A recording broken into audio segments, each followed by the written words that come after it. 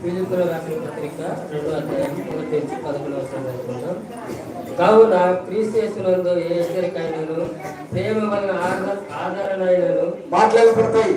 ఆత్మయందు ఏ సవాసమైనను ఏ దయారసమైనను వాత్సల్యమైనను ఉన్న ఎడల మీరు ఏక మనసు అగునట్లుక ఏక కలిగి ఏక భావం గలవారుగా ఉండి ఒక మనసు చూస్తూ నా సంతోషంలో సంపూర్ణ చేయుడి. కక్ష చేతనైనను కృతాతిశయం చేతనైనను ఏమీ చేయక వినయమైన మనసు గల వారై ఒకరినొకడు తనకంటే యోగుడని ఎంచుతూ వీళ్ళ ప్రతి వాడును తన సొంత కార్యములను మాత్రమే గాక ఇతరుల కార్యములను కూడా చూడవలను.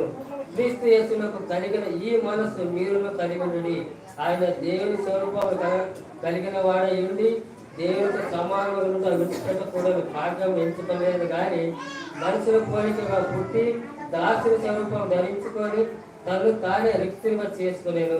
మరియు ఆయన ఆకారమందు మనుషులుగా కనబడి మరణం పొందినంతగా అనగా శివ మరణం పొందినంతగా వేద చూపిన వాడై తను తాను తగ్గించుకోలేను.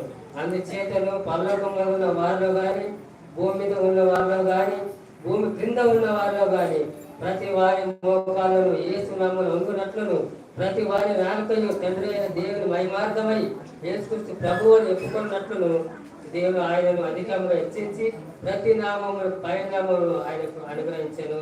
ఈ కొద్దిగా దేవుడి నుంచి ఆశీర్వదించు. హల్లెలూయా.